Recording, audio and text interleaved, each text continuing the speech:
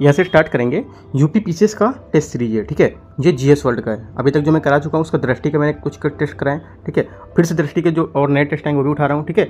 और इससे पहले जो भी नए टेस्ट अभी हो रहे हैं जीएस वर्ल्ड के, ये आपसे देख रहे हो यहाँ पे सेकंड फेज़ का, ठीक है। सेकंड फेज़ मतलब पहला फेज़ का जो एग्जाम होना था मार्च में वो नहीं हुआ, तो सेकंड फेज़ की फिर से टेस्ट सीरीज कराएगी, उसका एग्जाम यहाँ पर ये टेस्ट सीरीज रहेगा, ठीक है। तो टेस्ट नंबर यहाँ पर 4 है ये, राइट। उसके बाद ये वर्ल्ड ज्योग्राफी, जो हमारा जितना भी वर्ल्ड ज्योग्राफी का रहेगा, जो भारत का हमारा वर्ल्ड विश्व का भूगोल है, वो सब यहाँ पर इसमें क्वेश्चन देखने को मिलेंगे आपको, ठीक है। तो पार्ट 1 और पार्ट 2 में इसको मैं कवर कर दूंगा, राइट। तो स्टार्ट करते हैं। यहाँ पे देखो टेस्ट नंबर 4 है, ठीक है। जो भी लेटेस्ट आएगा, अभी 5वां आएगा तो 5वां करा देंगे, वरना तीसरा टेस्ट, ठीक है। तो लेटेस्ट वाला इसलिए पहले करा रहा हूँ कि जिसमें करंट अफेयर्स जो रहता है, क्योंकि आप लोग जो करंट अफेयर्स पढ़ रहे हो, राइट, वो यहाँ पर आपको देखने को मिल जाएगा, राइट। तो स्टार्ट करते हैं, क्वेश्चन को देखते हैं यहाँ से। पहला क्वेश्चन यहाँ से, इसमें बोला निम्नलिखित कथनों पर आपको विचार करना है, ठीक है। भारत का प्रथम मानचित्र एनविले ने बनाया था, ये बोला है पहला स्टेटमेंट हमारा, ठीक है। दूसरा क्या है, दूसरा यहाँ पर है भारत को विश्व मानचित्र पर सर्वप्रथम टॉलमी ने दर्शाया था, राइट। तो सेकंड जो हमारा पहला स्टेटमेंट है, ये भी हमारा स्टेटमेंट करेक्ट है, और दूसरा स्टेटमेंट भी हमारा यहाँ से करेक्ट होगा, ठीक है। तो दोनों स्टेटमेंट हमारे यहाँ से एकदम करेक्ट है, राइट। तो आंसर हमारा क्या हो जाएगा, आंसर हमारा हो जाएगा यहाँ से सी, ठीक है। देखो जो हमारा ब्रिटिश शासनकाल था उसमें भारतीय सर्वेक्षण जो विभाग थी उसकी स्थापना कितना 1769, ठीक है। 1769 में जो मेजर जनरल रेनल थे उनके नेतृत्व में यहाँ पर की गई थी, ठीक है। तो ये हमारा आंसर ए और बी दोनों स्टेटमेंट करेक्ट है। सेकंड क्वेश्चन, यहाँ से देखो बहुत लोग यहाँ पर इंग्लिश से भी हैं, जो इंग्लिश से टेस्ट देख रहे हैं, तो मैं हिंदी से आपको कराता जा रहा हूँ, ठीक है। फिर से मैं बोल रहा हूँ कि हिंदी से कराता जा रहा हूँ। जो यहाँ पर इंग्लिश का है वो आप देखते चलिए, बाकी मैं जो लास्ट ऑप्शन रहेगा जो फाइनली आंसर वो आप यहाँ से देख सकते हो, ठीक है। सेकंड क्वेश्चन है,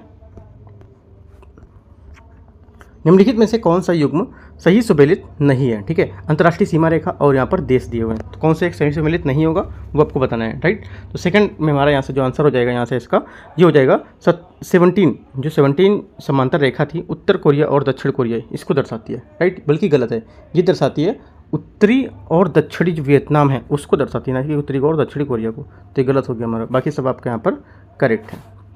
तीसरा नंबर है, निम्नलिखित में से कौन सा एक आइसोफाइट को संदर्भित करता है। आइसोफाइट को इनमें से कौन है जो संदर्भित करता है, ये आपको बताना है, ठीक है। आइसोफाइट जो होता है समान ऊंचाई वाले वनस्पति के स्तरों को मिलाने वाली एक रेखा होती है, ठीक है। पहले तो आपको ही पता होना चाहिए, आइसोफाइट मानव जो जनसंख्या है उसके समान वितरण वाले जो स्थान है उसको मिलाने वाली रेखा होती है, राइट। और ये पाला गिरने की जो समान मात्रा है उसमें समान मात्रा वाले जो स्थान है उसको मिलाने वाली रेखा होती है, राइट। तो हमारे स्टेप से आंसर हो जाएगा ये समान ऊंचाई वाले वनस्पति के स्तर है उसको मिलाने वाली रेखा होती है, ठीक है, जैसा कि आपको बताया मैंने, ठीक है। आंसर हमारा ए यहाँ से करेक्ट आंसर हो जाएगा। चौथा नंबर क्वेश्चन देखते हैं, निम्नलिखित में से कौन अंगोला की कैपिटल है, अंगोला की राजधानी में से कौन सी है। करेक्ट आंसर चौथे का यहाँ से हो जाएगा हमारा लुआंडा, ठीक है। लुआंडा हमारा यहाँ से इसका आंसर हो जाएगा, फोर्थ का बी, राइट। अगला देखते हैं,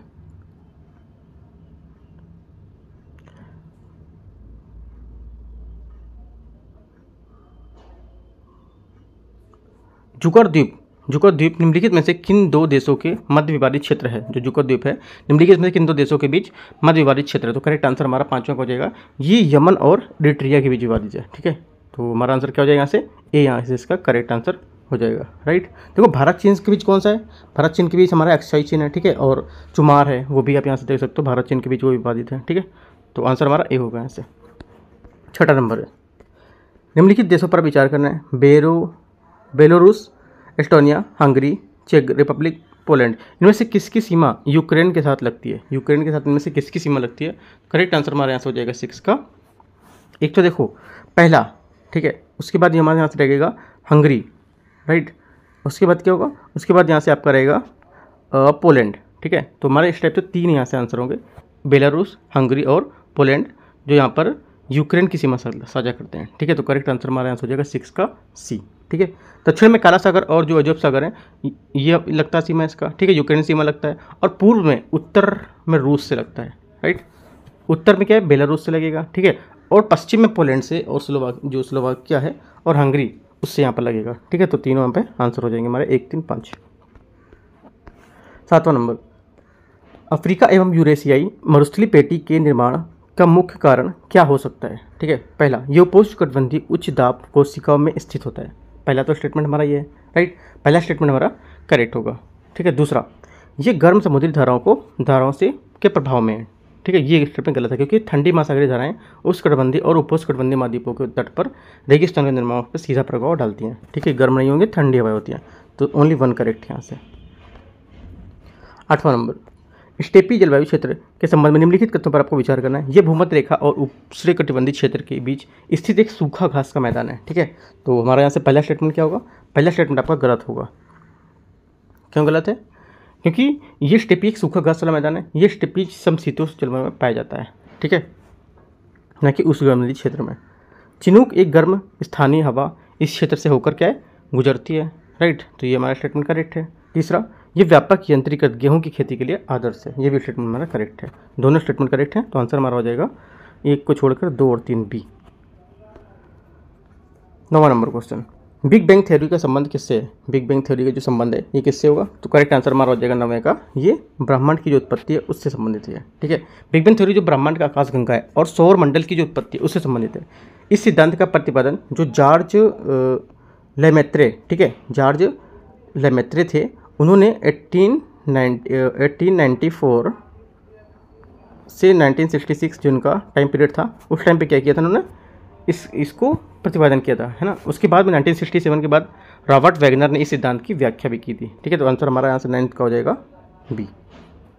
10वां नंबर, कथन ए और कारण आर दिया है। ब्लैक होल एक खगोलीय इकाई है जिसे दूरबीन से नहीं देखा जा सकता है। ठीक है, 10वां का हमारा क्या हो जाएगा? पहला स्टेटमेंट आपका करेक्ट है। दूसरा, ब्लैक होल गुरुत्वाकर्षण क्षेत्र पर इतना मजबूर होता है कि ये प्रकाश को बाहर नहीं निकलने देता है। यहाँ पे भी ब्लैक होल की बात कर रहा है और यहाँ पर भी, तो दोनों एक दूसरे की व्याख्या भी कर रहे हैं और दोनों करेक्ट भी हैं। तो आंसर स्टेप से हमारा हो जाएगा 10वें का, ये सही बात है दोनों, और ये व्याख्या कर रहे हैं। 11 नंबर है, शांति सागर स्थित है किधर? ठीक है, शांति सागर किस साइड स्थित है आपको ये बताना है। करेक्ट आंसर हमारा हो जाएगा 11वें का डी, चंद्रमा। ठीक है, चंद्रमा पर पृथ्वी से दिखाई देने वाले जो काले धब्बे हैं, इसके बड़े क्षेत्र को लूनर मारे या शांति सागर यहाँ पर कहा जाता है। ठीक है, 0 डिग्री अक्षांश 0 डिग्री देशांतर में स्थित है। कहाँ पर? करेक्ट आंसर हो जाएगा 12 नंबर का हमारा अटलांटिक महासागर। ठीक है, कहाँ पर?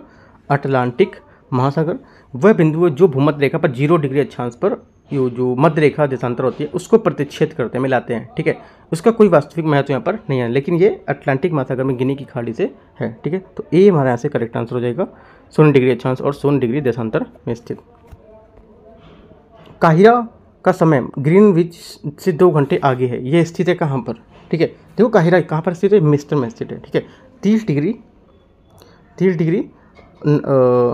नॉर्थ में। ठीक है, 30 डिग्री नॉर्थ अक्षांश और 31 डिग्री जो 14 मिनट है उसमें पूर्व देशांतर में स्थित है। ठीक है, तो टाइप से आंसर हमारा 13 का क्या हो जाएगा? बी यहाँ से हो जाएगा, 13 का बी। राइट, 40 नंबर देखते हैं। निम्नलिखित में से कौन सा जलडमरू मध्य अंतर्राष्ट्रीय तिथि रेखा के सबसे निकट है? अंतर्राष्ट्रीय तिथि रेखा के सबसे निकट जलडमरू मध्य जो है वो कौन सा है? ठीक है, तो करेक्ट आंसर यहाँ से हमारा हो जाएगा इसमें 14 का। देखो, जो बेरिंग स्ट्रेट है ये हमारा यहाँ से इसका करेक्ट आंसर होगा। ठीक है, बेरिंग जो जलडमरू मध्य है ये 168 डिग्री और 23 मिनट पश्चिम है ना, तो यहाँ पर स्थित है ये, तो आंसर हमारा बेरिंग स्ट्रेट बी यहाँ से आंसर हो जाएगा 14 का। 50 नंबर, भूमध्य रेखा निम्नलिखित में से किस देश से होकर नहीं गुजरती है? भूमध्य रेखा किस देश से होकर नहीं गुजरती? करेक्ट आंसर यहाँ से हो जाएगा 15 का इक्वेटोरियल गिनी और आपका रवांडा, यहाँ से होकर नहीं गुजरती। बाकी आपका गबन, ठीक है, और गैबन और सोमालिया यहाँ से होकर गुजरेगी। देखो, भूमध्य रेखा है हमारे टोटल 13 देशों से होकर गुजरती है। ये आपको याद रखने कौन कौन से 13 देश हैं ये। ठीक है, कौन कौन से हैं? एक तो आपका है ब्राज़ील, ठीक है, दूसरा कोलंबिया, ठीक है, तीसरा आपका क्या होगा? तीसरा आपका होगा कांगो लोकतांत्रिक जो गणराज्य वो। ठीक है, 3 हो गए। चौथा कौन सा होगा? चौथा आपका यहाँ से हो जाएगा इक्वाडोर। ठीक है, उसके बाद पाँचवा रहेगा आपका गैबन, जैसे कि यहाँ पे दिया हुआ है। ठीक है, छठा इंडोनेशिया, राइट। 7वां जो रहेगा ये क्या है? केन्या। ठीक है, 8वां किरिबाती, 9वां यहाँ से कांगो गणराज्य। ठीक है, कांगो गणराज्य, और जो 10वां यहाँ पे है, 10वां क्या होगा? Sao Tomé Principe. ठीक है, साओ टोम प्रिंसिपे। ठीक है, ये आपका 10वां है। 11वां क्या होगा? 11वां यहाँ से आपका हो जाएगा सोमालिया, जैसा कि दिया हुआ है यहाँ पे। 12वां युगांडा। ठीक है, 13 नंबर जो है लास्ट हमारा ये है कांगो गणराज्य। ठीक है, इस टाइप से हमारे 13 जो हैं ये भूमध्य रेखा से होकर गुजरते हैं। तो आंसर हमारा जो 50 नंबर इसका हो जाएगा डी। 60 नंबर, निम्नलिखित में से कौन सी घटना भारत में घटित होती है जब सूर्य मकर रेखा पर लंबवत चमकता है? तो इनमें से कौन सी घटना घटित होगी जब सूर्य लंबवत चमकेगा तब? ठीक है, करेक्ट आंसर हमारा 16 का हो जाएगा। ये उत्तर पश्चिम भारत पर उच्च दबाव विकसित होगा जब भारत का उत्तर पश्चिम भाग है हमारा, जो हमारा नॉर्थ हो गया, ठीक है, ये साउथ, ये ईस्ट, ये वेस्ट, उत्तर ये हुआ, ठीक है, ये आपका पूर्व हो गया, ये पश्चिम हो गया। तो उत्तर पश्चिम बोला है, उत्तर पश्चिम मतलब ये एरिया, इस टाइप से कुछ एरिया होगा यहाँ पर। ये भाग पर जब निम्न दबाव विकसित होता है तब क्या होगा यहाँ पर, ये सूर्य मकर रेखा पर लंबवत चमकता है इस टाइप से। ठीक है, तो आंसर हमारा हो जाएगा 16 नंबर का ए, करेक्ट आंसर होगा। 70 नंबर, निम्नलिखित देशों के बारे में आपको विचार करना है। ऑस्ट्रेलिया, नामीबिया, ब्राज़ील, चिली, इनमें से बोला है मकर रेखा निम्नलिखित में से किस देश से होकर गुजरती है? मकर रेखा किस देश से होकर गुजरेगी? करेक्ट आंसर हमारा 17 का हो जाएगा। ये देखो अभी मैंने आपको बताया भूमध्य रेखा का, ठीक है, तो ऑस्ट्रेलिया, ठीक है, और क्या है, नामीबिया, राइट, और ब्राज़ील और चिली, यहाँ से 4 हमारे इसके करेक्ट आंसर होते हैं। तो 4 यहाँ से डी हमारे करेक्ट हैं। ठीक है, जो 17 है हमारा, जो मकर रेखा विश्व के जो निम्नलिखित देश हैं उसमें होगा, जैसे कि ब्राज़ील, ऑस्ट्रेलिया, पराग्वे, ठीक है, मेडागास्कर, अर्जेंटीना, मोजाम्बिक, चिली, है ना। तो ये काफ़ी सारे देश हैं यहाँ पर गुजरते होंगे। ये सिर्फ फिलहाल 4 हैं जो इससे गुजरते हैं। जैसे 3 नंबर क्वेश्चन है, इसमें महासागरीय धारा है और यहाँ पर महासागर है। ठीक है, आपको यहाँ पर मैच करना है। देखो जो लेब्राडोर की धारा है ये आपका अटलांटिक महासागर, ठीक है, तो ये हमारा गलत हो जाएगा, प्रशांत महासागर बोल रहा है। सेकंड गल्फ स्ट्रीम है, ये बोला हिंद महासागर। ठीक है, देखो जो गल्फ स्ट्रीम यहाँ पर है ये, राइट, ये होगा उत्तरी अटलांटिक में जो cap haters NC US Newfoundland है उसके उत्तरी अमेरिकी तट से उत्तर पूर्व की ओर बहने वाली गर्म महासागरीय धारा है। ठीक है, तो ये हमारा आंसर इसका ये भी गलत हो जाएगा, हिंद महासागर बोल रहा है। बाकी आपका केंद्रीय अटलांटिक महासागर करेक्ट है, हम्बोल्ट प्रशांत महासागर ये आपका करेक्ट है। तो 2 यहाँ से आपके करेक्ट होंगे, तो आंसर हो जाएगा 18 का बी। 90 नंबर, सरगासो सागर, ठीक है, सरगासो सागर समुद्र का एक विशाल भाग है जिसका नाम सरगासुम नामक मुक्त तैरने वाली समुद्री शैवाल की एक प्रजाति के नाम पर रखा गया। निम्नलिखित में से किस धारा का प्रवाह से घिरा हुआ है ये? ठीक है, तो ये किस धारा के प्रवाह से घिरा हुआ है? करेक्ट आंसर हमारा जो 19 है इसका हो जाएगा आपका आंसर गल्फ स्ट्रीम, ठीक है, दूसरा उत्तरी अटलांटिक धारा, तीसरा केंद्रीय धारा। तो तीनों ही से यहाँ पर क्या ये घिरा हुआ है। ठीक है, आंसर हमारा हो जाएगा 1, 2, 3 ए नंबर 19 का ए। ठीक है, देखो सरगासो जो सागर है समुद्र का एक विशाल भाग है जिसका नाम जो सरगासो नामक मुक्त तैरने वाले समुद्र शैवाल उससे हुआ था। ठीक है, सरगासो सागर इस मायने में अनोखा है कि यह सरगासम की प्रजातियों को आश्रय देता है, और जो होलो जो पैलोजिक हैं इसका मतलब ये होता है कि शैवाल न केवल समुद्र के चारों ओर स्वतंत्र रूप से तैरते हैं बल्कि ऊंचे समुद्र पर भी क्या वानस्पतिक रूप से प्रजनन भी करते हैं। ठीक है, तो ये पॉइंट आपको सरगासो के बारे में पता होना चाहिए। ठीक है, सरगासुम है समुद्री प्रजाति का एक अद्भुत विविधता का घर भी प्रदान करता है। ठीक है, ये भी आपको याद रखना है।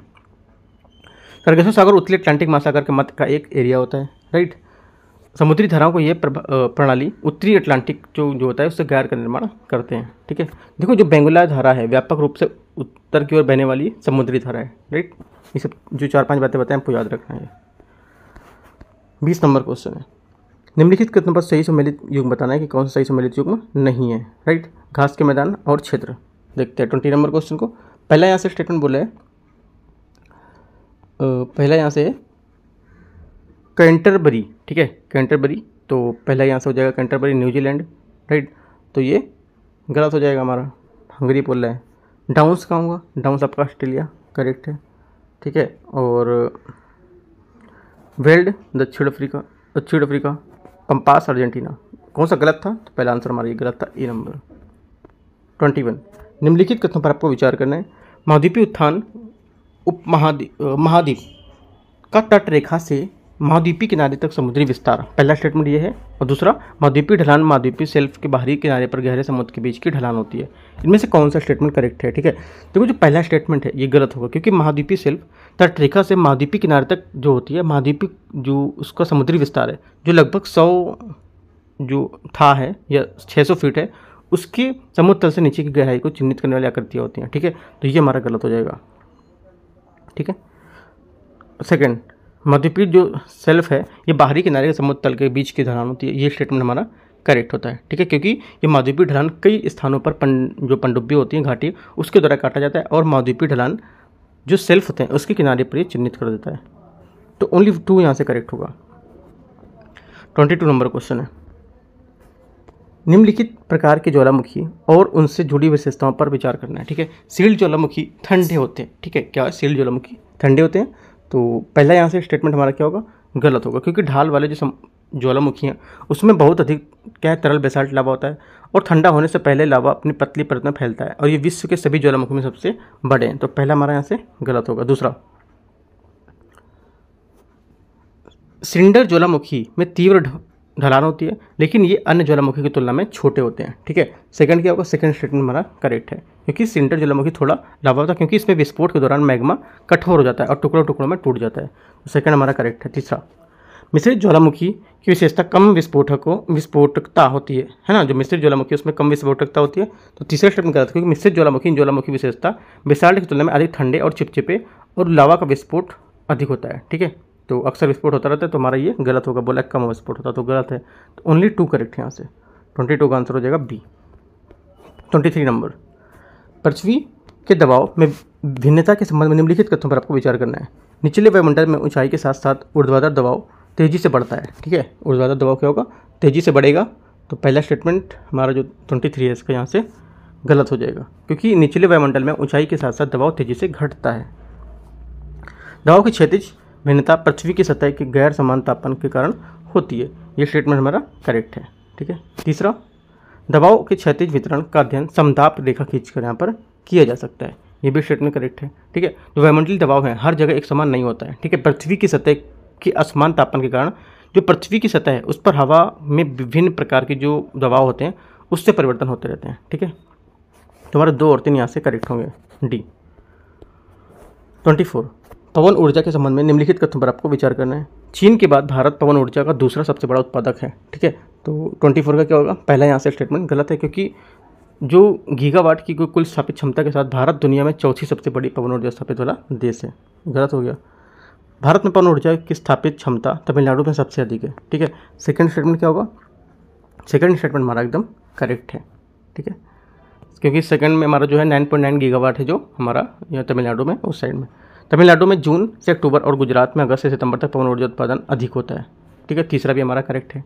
जून से अक्टूबर और जो सितंबर है उसमें जो ऊर्जा उत्पादन सबसे अधिक होगा। तो 2 और 3 हमारे यहाँ से करेक्ट हो जाएंगे।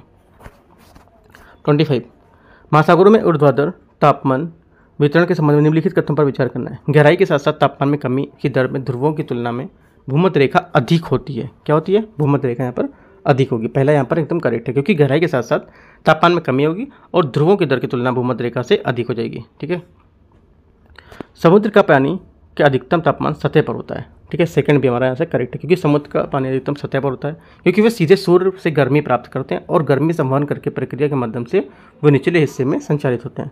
तो दोनों स्टेटमेंट हमारे करेक्ट हैं। जैसे 26 नंबर क्वेश्चन है, ऊर्ध्वाधर दबाव प्रवणता जो होती है, ठीक है, उसके बावजूद ऊपर से तेजी जो हवाएं हैं उसका अनुभव न होने के लिए पीछे निम्नलिखित में से कौन सा कारण सही होगा। ठीक है, तो यहाँ से देखो जो कारण इसका होगा, जो ऊर्ध्वाधर है, ऊर्ध्वाधर दबाव प्रवणता लगभग बराबर लेकिन विपरीत गुरुत्वाकर्षण बल पर संतुलित होती है। ठीक है, निचले जो वायुमंडल है उसमें ऊंचाई के साथ साथ क्या दबाव तेजी से घटता है, जिसे ऊर्ध्वाधर दबाव की प्रवणता या जो दबाव है वो ऊर्ध्वाधर परिवर्तन उसमें कहा जाता है उसको। ठीक है, समान तौर पर क्या वायुमंडलीय दबाव हर 300 मीटर की ऊंचाई पर क्या औसतन लगभग 34 मिलीबार दर से घटता है। ठीक है, तो ये पॉइंट आपको याद रखना है। ओनली सेकंड स्टेटमेंट हमारे यहाँ से करेक्ट होगा। 27, निम्नलिखित कथनों पर आपको विचार करना है। महासागरीय धाराएं समुद्र में पानी की सतह पर होने वाली जो गति है धीमी गति है। ठीक है, पहला स्टेटमेंट ये हो जाएगा हमारा कौन सा 27 का, राइट। तो पहला स्टेटमेंट हमारा करेक्ट हो जाएगा, सही बोल रहे हैं। दूसरा, महासागरीय धाराएं पृथ्वी के ताप संतुलन को बनाए रखने के लिए सहायता करती हैं। ठीक है, ये भी स्टेटमेंट हमारा क्या हो जाएगा, करेक्ट हो जाएगा, क्योंकि जो महासागरीय हैं धाराएं सूर्य के जो असमान सौर विकिरण है उसको वापस क्या विक्षेपित करेंगी। ठीक है, और इसमें गर्मी संतुलन में जो क्या है मदद करती हैं, तो ये भी करेक्ट हो जाएगा। तीसरा, महासागरीय धाराएं मुख्यतः प्रचलित हवाओं के द्वारा गतिमान होती हैं, ये भी स्टेटमेंट हमारा करेक्ट है। और महासागरीय धाराएं जो होती हैं महासागर के विन्यास से प्रभावित होती हैं। चारों स्टेटमेंट हमारे यहाँ से एकदम करेक्ट होंगे। 28 नंबर, निम्नलिखित कथनों पर विचार करना है। प्रशांत महासागर में तापमान की वार्षिक सीमा अटलांटिक महासागर की तुलना में अधिक होती है। ठीक है, 28 का क्या हो जाएगा, पहला स्टेटमेंट गलत है। राइट, क्योंकि महासागर का आकार जितना बड़ा होगा तापमान की वार्षिक जो वर्षा होती है उतना ही कम होगी, क्योंकि पानी का तापमान ये बनाए रखता है। इसलिए अटलांटिक महासागर में प्रशांत महासागर की तुलना में तापमान की वार्षिक सीमा अधिक दर्ज की जाती है, क्योंकि यहाँ पर अटलांटिक का आकार प्रशांत महासागर की तुलना में छोटा है। गलत हो गया। उत्तरी गोलार्ध तापमान का वार्षिक सीमा दक्षिणी गोलार्ध की तुलना में अधिक है। ये स्टेटमेंट हमारा करेक्ट है। ठीक है, क्योंकि उत्तरी गोलार्ध में भूभाग अधिक है, क्योंकि यहाँ पर क्या भूमि जो होती है उसमें तेज़ी से गर्म होती है और ठंडी होने में भी अधिक समय ले लेती है, इसलिए तापमान की वार्षिक सीमा अधिक होगी। यहाँ ओनली 2 करेक्ट है, तो आंसर हमारा हो जाएगा 28 का बी। 29, तूफान के संबंध में निम्नलिखित कथनों पर विचार करना है।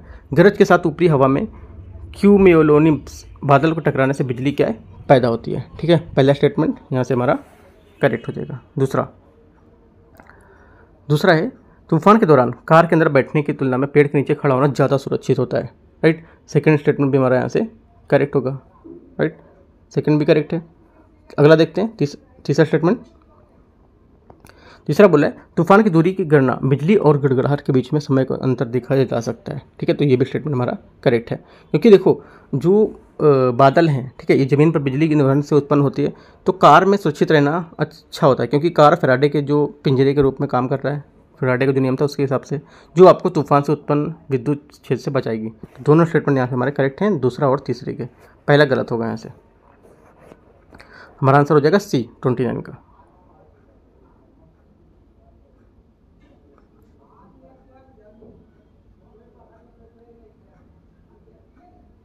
अगला देखते हैं 30 नंबर। निम्नलिखित में से कौन सी विशेषता कायांतरित चट्टानों से जुड़ी हो सकती है। ठीक है, कायांतरित चट्टानों से जुड़ी हो सकती है, तो करेक्ट आंसर हमारा क्या हो जाएगा, देखते हैं इसको 30 नंबर क्वेश्चन का। पहला स्टेटमेंट यहाँ से पुनः क्रिस्टलीकरण, ठीक है, और सल्कन, प्रचुर मात्रा में जीवाश्म की उपस्थिति और पत्तेदार चट्टानें। ठीक है, तो इसमें जो पहला स्टेटमेंट है ये हमारा करेक्ट होगा, सल्कन ये भी करेक्ट होगा, और जो हमारा चौथा है पत्तेदार चट्टान ये भी हमारा करेक्ट होगा। राइट, और जो यहाँ पर तीसरा है प्रचुर मात्रा में जीवाश्म की उपस्थिति, इससे कोई यहाँ पर मतलब नहीं है, जो कायांतरित चट्टान है इसको। ठीक है, तो हमारा सी यहाँ से आंसर होगा 1, 2 और 4। 31 नंबर देखते हैं। निम्नलिखित कथनों पर आपको विचार करना है और सही विकल्प चुनना है। अभिकथन ए कारण कृत्रिम उपग्रह हमेशा सूर्य और पृथ्वी जो से पूर्व दिशा से प्रक्षेपित किए जाते हैं। ठीक है, पहला स्टेटमेंट हमारा यहाँ से जो रहेगा गलत है। ठीक है, पहला स्टेटमेंट हमारा गलत है। क्यों? क्योंकि अधिकांश उपग्रह वास्तव में पृथ्वी से पूर्व दिशा में प्रक्षेपित किए जाते हैं, क्योंकि उपग्रहों की गति यहाँ पर मिलती है, लेकिन ये हर उपग्रह प्रक्षेपण के लिए सच नहीं है। ठीक है, हर ग्रह के लिए सच नहीं होता ये। दूसरा गलत है, ये पृथ्वी पश्चिम से पूर्व की ओर घूमती है, इसलिए जो उपग्रह है पलायन वेग प्राप्त करता है, और दोनों के जो सावधानीपूर्ण परीक्षण करना है। ठीक है, तो देखो यहाँ पर जो सेकंड स्टेटमेंट है ये स्टेटमेंट हमारा करेक्ट होगा। सेकंड बात सही बता रहा है, लेकिन पहली बात यहाँ पर गलत है, क्योंकि एक जैसे इनके जो है वो उपग्रह प्रक्षेपण की गति वो सेम नहीं होता है। ठीक है, तो हमारा सिर्फ सेकंड वाला स्टेटमेंट करेक्ट होगा, तो आंसर हमारा डी हो जाएगा यहाँ से। 32 निम्नलिखित कथनों पर विचार करना है और सही विकल्प चुनना है। अभिकथन ए और कारण आर पंपास मैदान अर्जेंटीना में खेती के लिए मुख्य क्षेत्र होते हैं। ठीक है, तो यहाँ पर पहला स्टेटमेंट क्या हो जाएगा, पहला स्टेटमेंट यहाँ से आपका करेक्ट है, सही बोला है। दूसरा पंपास की उपजाऊ मिट्टी और समशीतोष्ण जलवायु फसलें घास उगाने के लिए बहुत उपयोगी है, ये भी स्टेटमेंट करेक्ट है, क्योंकि यहाँ भी पंपास की बात कर रहा है और यहाँ भी पंपास की बात कर रहा है, दोनों स्टेटमेंट करेक्ट और इसकी व्याख्या भी कर रहा है, तो ए हमारे यहाँ से इसका आंसर हो जाएगा 32 का। 33 जेट स्ट्रीम के बारे में निम्नलिखित कथनों में से कौन सा कथन सत्य नहीं है। ठीक है, जो हमारा जो कथन गलत है वो होगा जेट स्ट्रीम सदैव वायुमंडल में एक ही ऊंचाई पर स्थित होती है, जबकि ये गलत है। ठीक है, समान ऊंचाई पर स्थित नहीं होती, क्योंकि उनकी ऊंचाई मौसम और जेट स्ट्रीम के साथ साथ बदलती रहती है। आंसर हमारा सी 34 निम्नलिखित कथनों पर विचार करना है और सही विकल्प चुनना है। अभिकथन ए कारण आर सतही हवाएं चक्रवात पर केंद्र के अंदर की ओर सर्पिल होती हैं। ठीक है, तो यहाँ से जो पहला स्टेटमेंट हमारा करेक्ट हो जाएगा। दूसरा हवा चक्रवात के केंद्र में उतरती हैं, इन दोनों कथनों में सावधानीपूर्वक को बताना है। ठीक है, तो देखो ये दोनों स्टेटमेंट हमारे एकदम करेक्ट हैं 34 वाले। ठीक है, तो हमारे इसकी व्याख्या भी कर रहे हैं और एकदम करेक्ट है। 35 अक्षांश रेखा और देशांतर रेखाओं के संदर्भ में आपको विचार करना है। विषुवत रेखा को मिलाकर कुल 182 अक्षांश रेखाएं हैं। ठीक है, तो 35 का यहाँ से जो पहला स्टेटमेंट है ये क्या हो जाएगा, पहला स्टेटमेंट यहाँ से आपका गलत हो जाएगा। राइट, क्योंकि विषुवत रेखा को मिलाकर कुल 179 अक्षांश रेखाएं हैं। विषुवत रेखा भूमध्य रेखा सबसे जो लंबी रेखांश रेखा होती हैं, ठीक है, पहला गलत हो गया। विषुवत रेखा पर दो देशांतर रेखाओं के मध्य सर्वाधिक दूरी होती है, सेकंड यहाँ पे आपका करेक्ट होगा। आंसर हमारा हो जाएगा 35 का बी। 36 देखो, ये देशांतर रेखाएं और विषुवत रेखाएं इस आपका क्लास 6 के एनसीईआरटी में दिया हुआ है, ठीक है। 36 शुक्र ग्रह के संदर्भ में निम्नलिखित कथनों पर आपको विचार करना है। इसे पृथ्वी के जुड़वां ग्रह भी यहाँ पर कहा जाता है, ठीक है। 36 का क्या हो गया, पहला यहाँ से स्टेटमेंट करेक्ट है। दूसरा, इस ग्रह का वातावरण काफ़ी सघन और विषाक्त है, ये भी स्टेटमेंट हमारा एकदम सही है, ठीक है। शुक्र पर क्या है, वातावरण काफ़ी सघन है और विषाक्त, जिसमें मुख्य रूप से कार्बन डाइऑक्साइड गैस और सल्फ्यूरिक एसिड में बादल यहाँ पर क्या विद्यमान रहते हैं, तो दोनों स्टेटमेंट हमारे करेक्ट होंगे। 37 भूकंपी तरंगों के संबंध में निम्नलिखित कथनों पर आपको विचार करना है। एस तरंगों को दबाव वाली तरंगे कहते हैं, ठीक है। तो पहला यहाँ से स्टेटमेंट क्या होगा इसका, 37 का पहला स्टेटमेंट, सेकंड क्या दिया, सेकंड भी देख लेते हैं। सेकंड बोले एस तरंगे ध्वनि तरंगों की भांति अनुदैर्घ्य तरंगे होती हैं, ठीक है। तो सेकंड जो हमारा स्टेटमेंट रहेगा इसका 37 वाला, ये गलत है, ठीक है। पहला इस तरंगों को दबाव वाली तरंगे बोलते हैं, ये भी स्टेटमेंट हमारा गलत है, दोनों स्टेटमेंट हमारे गलत हैं, ठीक है। इसको देख लें, देखो पी तरंगे इन्हें प्राथमिक तरंगे कहते हैं, ठीक है। ये तरंगे ध्वनि तरंगों की भांति अनुदैर्घ्य तरंगों के लिए होती हैं, क्योंकि इनमें संचरण और जो कर्ण है दोलन में एक सीध पर होता है, ठीक है। इन तरंगों का जो दबाव है वो इन तरंगों से दबाव पड़ता है, इन्हें सीधे दबाव वाली तरंगे भी बोलते हैं, ठीक है। और इस तरंगे गौड़ तरंगे अथवा अनुप्रस्थ तरंगे भी इनको बोलते हैं, ठीक है। तो ये हमारे दोनों स्टेटमेंट आपके गलत हो जाएंगे। 38 एक बार आप पी तरंगे इस तरंगे पढ़ सकते हो, ठीक है, इंपॉर्टेंट है। 38 है कर्नाटक की अवस्थिति के संबंध में निम्नलिखित कथनों में से विचार करना है। कर्नाटक की में दुनिया की सबसे लंबी तटरेखा है, ठीक है। 38 का क्या हो जाएगा, पहला आपका करेक्ट है। दूसरा, इसकी तटीय सीमा आर्कटिक महासागर से नहीं लगती है, राइट। सेकंड स्टेटमेंट आपका गलत होगा, क्योंकि कनाडा दुनिया की सबसे बड़ी तटरेखा है, लंबी तटरेखा है, ठीक है। ये पश्चिम में प्रशांत महासागर, पूर्व में अटलांटिक महासागर, उत्तर में आर्कटिक महासागर से लगती है, तो ये गलत हो जाएगा। बोला नहीं लगता है तो लगते हैं ये, तो ओनली 1 करेक्ट होगा यहाँ से 38 का। 39 निम्नलिखित में से कौन सा कथन पृथ्वी की आंतरिक संरचना के संबंध में सही है, ठीक है। तो करेक्ट आंसर हमारा 39 का हो जाएगा। ये बाह्य कोट जो होता है तरल अवस्था में, जबकि आंतरिक कोट क्या ठोस अवस्था में होता है, ये स्टेटमेंट हमारा करेक्ट होगा, जो पृथ्वी की आंतरिक संरचना है उसके बारे में। 40 नंबर है भूपर्पटी में पाए जाने वाला प्रतिशत के आधार पर सबसे प्रचुर तत्व यहाँ पे कौन सा होता है, ठीक है। करेक्ट आंसर हो जाएगा ये ऑक्सीजन।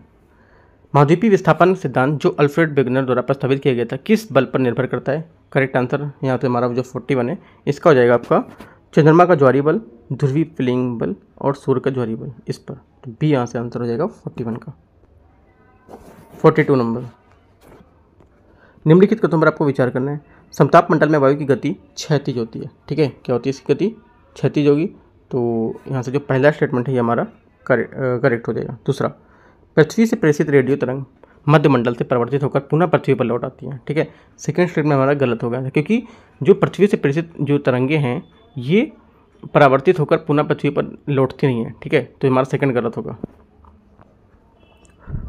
थर्ड, जलवाष्प धूल के कारण कार्बन डाइऑक्साइड तथा ओजोन पृथ्वी की जलवायु और मौसमी दशाओं के लिए अत्यधिक महत्वपूर्ण होते हैं, ये स्टेटमेंट हमारा करेक्ट है। तो 2 करेक्ट हैं, 1 और 3 आंसर हो जाएगा सी।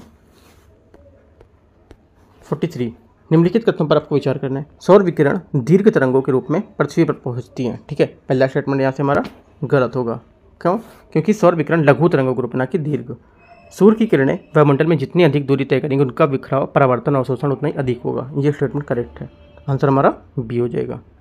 44 महाद्वीपीय मग्न तट के संदर्भ में निम्नलिखित कथनों पर आपको विचार करना है। महाद्वीपीय मग्न तट समुद्र तट से समुद्र की जो और मध्य ढाल होती है वो वाला जो जलमग्न धरातल होता है, तो क्या हो जाएगा, पहला यहाँ से आपका करेक्ट है। दूसरा, इसका निर्माण समुद्र की ऊंचाई से घटने तथा महाद्वीपीय तट जो भाग है उसमें जलमग्न होने का कारण होता है, राइट। तो सेकंड हमारा यहाँ से स्टेटमेंट गलत होगा, क्योंकि महाद्वीपीय मग्न तट का निर्माण समांतर समुद्र की ऊंचाई बढ़ने के कारण समुद्र के जो महाद्वीपीय तट हैं उसके भागों के जलमग्न होने के अथवा उसके नीचे जो निक्षेप होते हैं उसके कारण होता है, ठीक है। ऊंचाई घटने बढ़ने से इसका मतलब कुछ नहीं है, ठीक है। तो ओनली 1 करेक्ट है। 45 महाद्वीपीय ढाल के संबंध में निम्नलिखित कथनों पर विचार करना है। इसका ढाल 2 से 5 डिग्री तक होता है, ठीक है। तो क्या हो जाएगा, पहला यहाँ से हमारा जो आंसर होगा वो करेक्ट है। दूसरा, महाद्वीपीय मग्न तट महासागर के नितल के बीच की कड़ी होती है, ये भी स्टेटमेंट हमारा करेक्ट है। आंसर क्या हो जाएगा 45 का सी। 46 नंबर देखते हैं। 46 है, संपूर्ण पृथ्वी में कितने समय क्षेत्र में विभाजित किया गया इसको। ठीक है, करेक्ट आंसर हमारा 46 का हो जाएगा ये 24। ठीक है, कितना 360 से अगर डिवाइड करेंगे 24 घंटे में तो आपका जो देशांतर आएगा 15 डिग्री प्रति टाइम देशांतर में विभाजित किया गया। ठीक है, तो इस टाइम से हमारा 24 ये हो जाएगा आंसर। अगला देखते हैं 47। निम्नलिखित कथनों पर आपको विचार करना है। पृथ्वी की कुल आयतन का लगभग 1/3 भूपर्वतीय क्षेत्र होता है। ठीक है, पहला गलत है, तो पृथ्वी का कुल आयतन का लगभग 0.5। ठीक है, कितना 0.5 होगा, ना कि 1/3। अगला है पृथ्वी में कुल आयतन का लगभग आधा मेंटल है। ठीक है, तो दूसरा भी हमारा गलत है क्योंकि लगभग 83% मेंटल है, ना कि आधा। तो दोनों स्टेटमेंट हमारे गलत हैं। Answer D 47।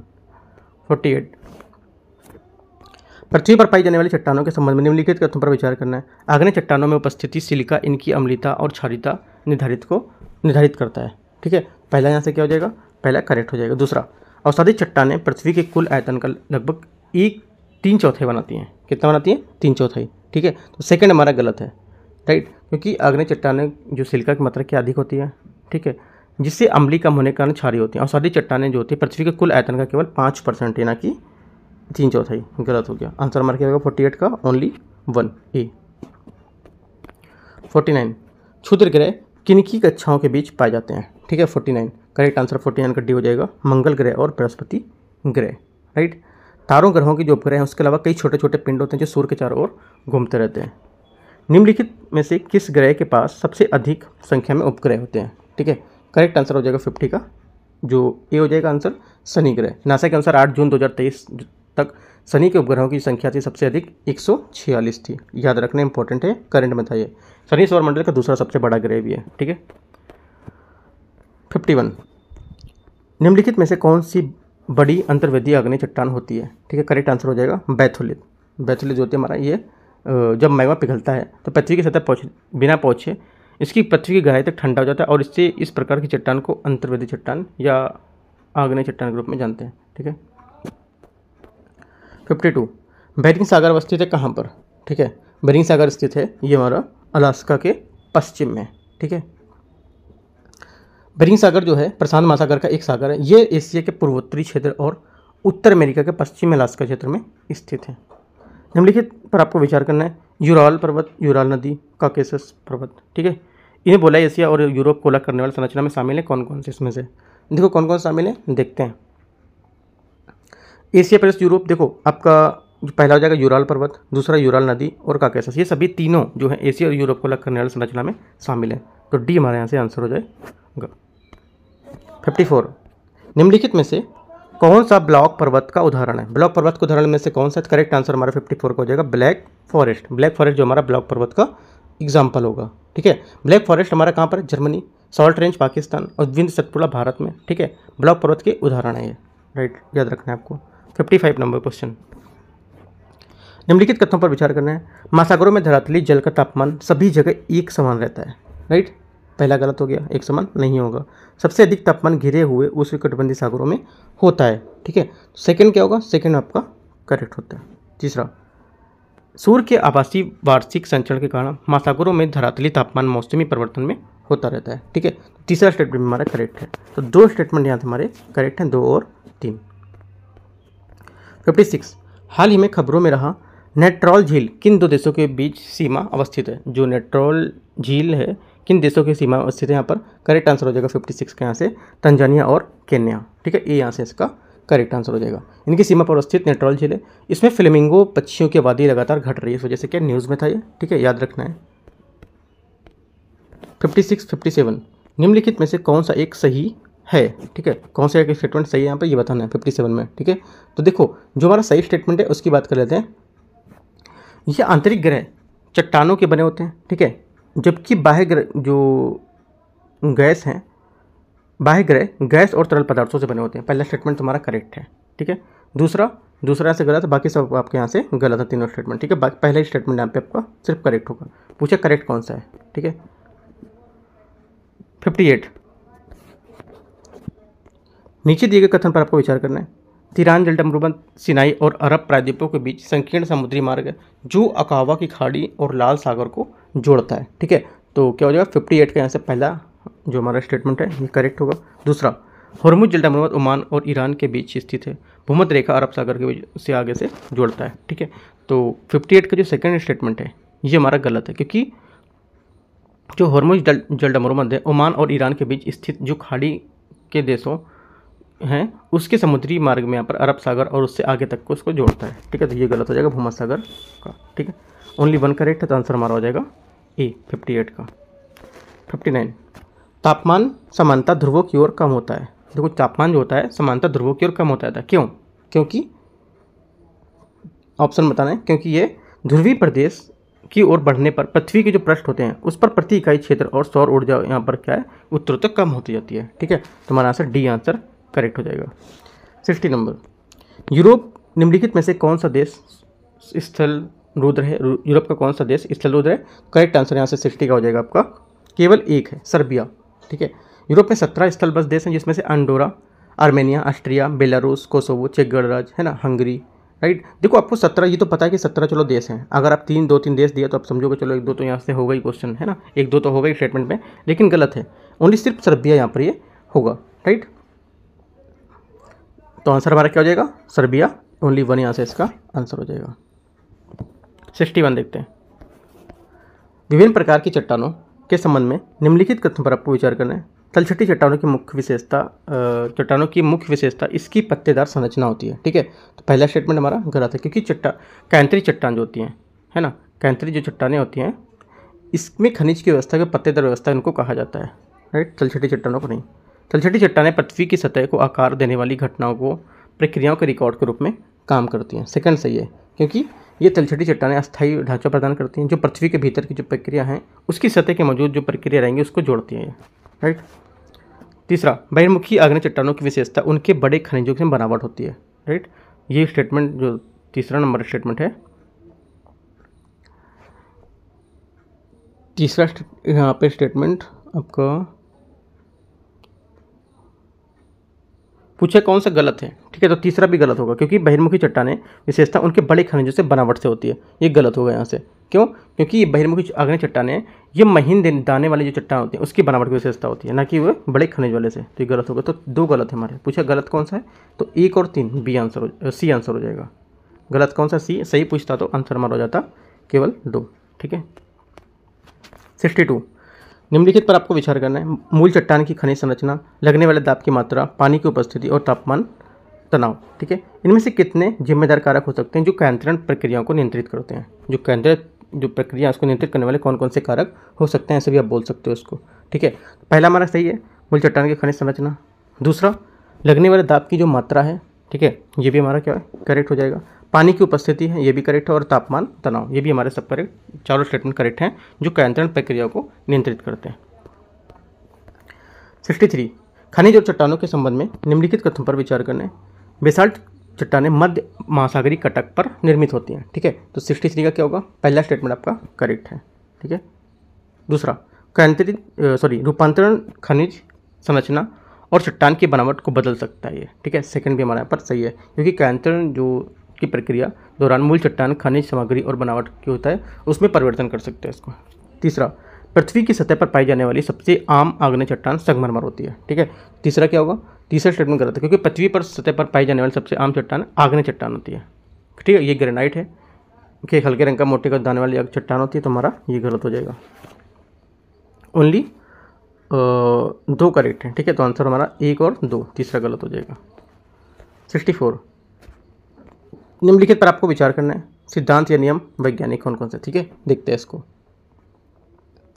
पहला आपको बोला है महाद्वीपीय विस्थापन, एडविन हबल। ठीक है, तो आपको गलत हो जाएगा, क्योंकि जर्मन मौसमी वैज्ञानिक अल्फ्रेड वेगनर ने महाद्वीपों की वर्तमान व्यवस्था की यहाँ पर व्याख्या की थी, गलत हो जाएगा। दूसरा, ब्रह्मांड का विस्तार। ठीक है, सेकंड, ये भी गलत है, क्योंकि ब्रह्मांड की परिकल्पना का विस्तार जिसे बिग बैंग थ्योरी कहा जाता है ये एडविन हबल के संबंधित था। ठीक है, तो ये भी हमारा गलत हो गया। प्रकाश विद्युत जो प्रभाव है, तीसरा ये सही है, क्योंकि प्रकाश विद्युत प्रभाव एक घटना है जहाँ पर्याप्त आवृत्ति और प्रकाश की घटना होने पर धातु की सतह पर इलेक्ट्रॉन उत्सर्जित होते हैं। ये आइंस्टीन द्वारा यहाँ पर बताया गया था। तो ओनली 3 करेक्ट, तो आंसर हमारा हो जाएगा बी, 64 का बी। ठीक है, 65 देखते हैं। निम्नलिखित कथन पर आपको विचार करना है। हिमालय का निर्माण महाद्वीपीय महासागरीय और महाद्वीपों की प्लेट है उसके वितरण के कारण यहाँ पर हुआ है। ठीक है, पहला स्टेटमेंट यहाँ से आपका गलत हो जाएगा।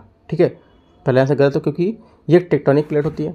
जो ठोस चट्टान का एक विशाल अनियमित आकार होता है इसका स्लेब होता है। ठीक है, आमतौर पर ये महाद्वीपीय और महासागरीय स्थलमंडल दोनों से बने होते हैं, तो ये गलत हो जाएगा। कैलिफोर्निया के पास सैन एंड्रियास विनाशकारी प्लेट का यहाँ पर एक परिणाम होता है। ठीक है, सेकेंड स्टेटमेंट भी हमारे यहाँ से गलत होगा।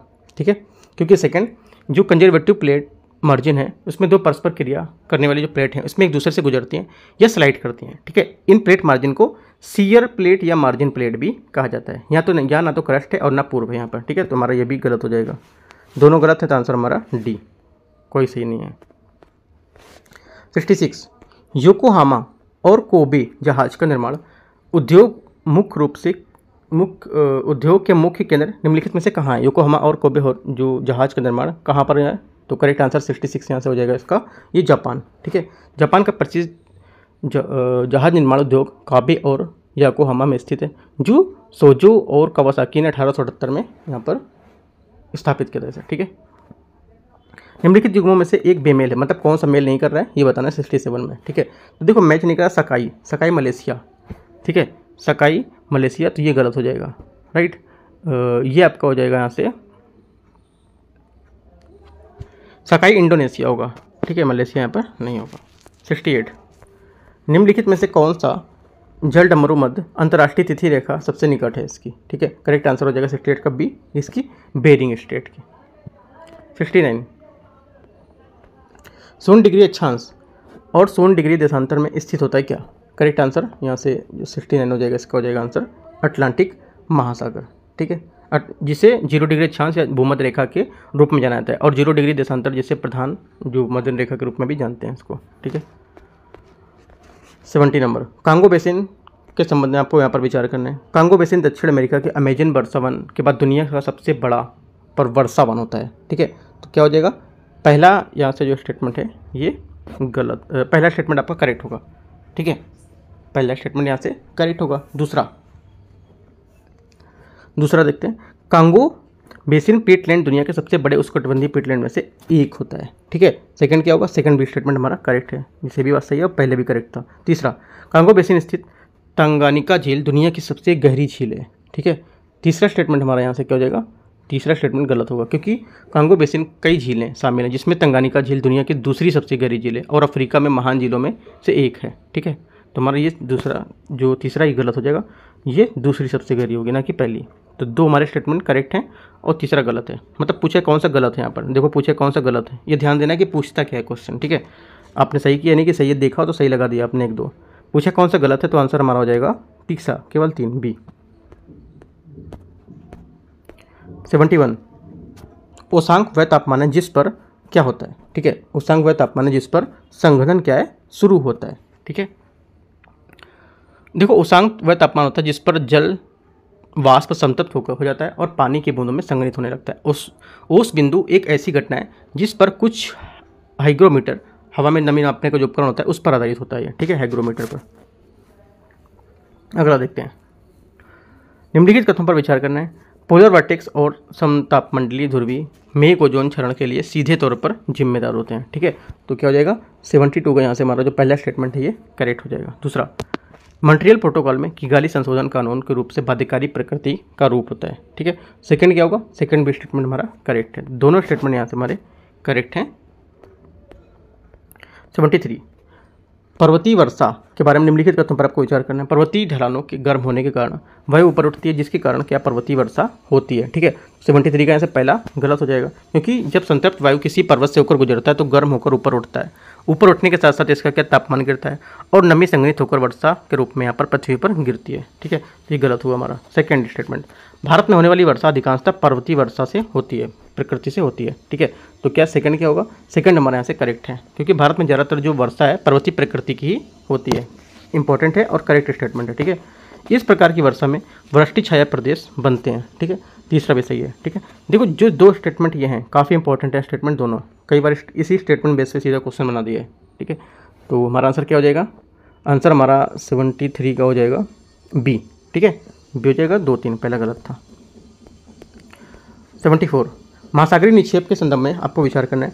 मध्य महासागरीय चोटियाँ तलछट निक्षेप पतले तथा अनुपस्थित होते हैं और महाद्वीपों के निकट ये सबसे अधिक मोटे होते हैं। ठीक है, पहला आपका सही बोल रहे हैं। दूसरा, भूजात तलछट या गाद और मिट्टी होती है जो समुद्री तलछट के समुद्र जीवों में अवशेष से होते हैं। ठीक है, तो सेकंड हमारा स्टेटमेंट वो भी करेक्ट है, क्योंकि भूजात ये गाद और मिट्टी की नदियों द्वारा समुद्र में लाई जाती है और हवाओं जो होती हैं उसमें पृथ्वी से धूल की जो रेत कण हैं उसमें समुद्र को क्या उड़ा कर ये ले जाते हैं, इकट्ठा करते हैं उसको। ठीक है, तो ये भी हमारा स्टेटमेंट करेक्ट होगा। तीसरा, हिमनद समुद्री तलछट मुख्य रूप से महाद्वीपीय मगतट के भीतर उच्च अक्षांश में पाए जाते हैं। ठीक है, तो तीसरा स्टेटमेंट हमारा एकदम करेक्ट होगा। तो तीनों स्टेटमेंट करेक्ट होंगे, आंसर हमारा हो जाएगा 74 का डी। 75, एस्कर्स और रोस माउंटेनी देखने के लिए आप निम्न में से किस देश की यात्रा करेंगे? ठीक है, करेक्ट आंसर 75 का आंसर हो जाएगा हमारा बी, स्कॉटलैंड की। ठीक है, 76 है, तनामी, ग्रेट सैंडी, सिम्बसन और स्टुअर्ट मरुस्थल निम्नलिखित में से किस देश में अवस्थित है? करेक्ट आंसर यहाँ से 76 का हो जाएगा सी, ऑस्ट्रेलिया। ठीक है, देखो जो पहला वाला क्वेश्चन था स्कर्स और रोस माउंटेनी। ठीक है, स्कर्स क्या होता है थोड़ा देख लेते हैं। स्कर्स या निक्षेपण बोलते हैं इसको। स्त्रीकृत जो रेत और बजरी है उससे बना एक लंबा सकरा घुमावदार टीला होता है जो सब ग्लेशियर या जो एंग्ले ग्लेशियर होते हैं उससे पिघली अथवा जलधारा के रूप में जमा कर देता है। इसको बोलते हैं क्या?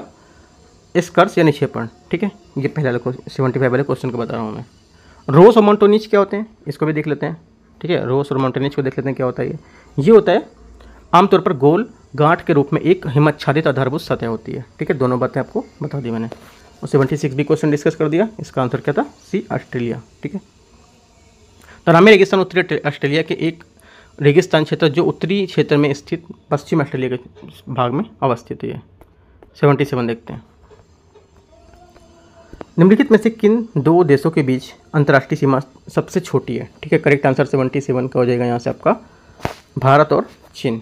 ठीक है, फरवरी 2024 में जारी आंकड़ों के मुताबिक निम्नलिखित में से किस देश ने वर्ष 2023 में दुनिया के सबसे कम प्रजनन दर का नया रिकॉर्ड बनाया है? काफ़ी इंपॉर्टेंट क्वेश्चन है, याद रखना है, क्योंकि जनसंख्या से कुछ भी रिलेटेड कोई न्यूज़ रहती है करंट में तो इंपॉर्टेंट बन जाती है वो। ठीक है, तो करेक्ट आंसर यहाँ से हमारा हो जाएगा 78 का सी, दक्षिण कोरिया।